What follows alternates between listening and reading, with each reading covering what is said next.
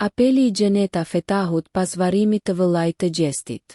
Në një moment kaq të rënd për familjen e Gjestit, Gjeneta Fetahu ka bërë një reagim publik, duke i kërkuar të gjithëve të tregojnë respekt dhe mëshirë ndaj dhimbjes së tyre.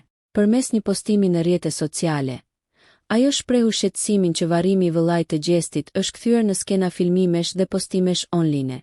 Fetahu theksoi se familja tashmë ka humbur më të dashurin e tyre dhe çdo video apo foto e shpërndar në rrjetet sociale e rëndon edhe më shumë plagën e tyre.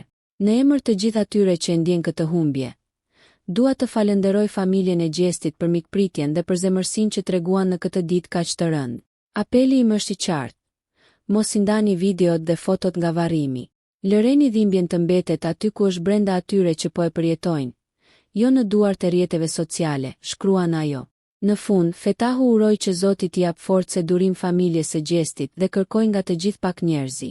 Nuk po ju lypim gjë tjetër, veç se respekt për ata që po vuajnë. Varrimi i djeshëm u shpërnda gjerësisht në rrjetet sociale.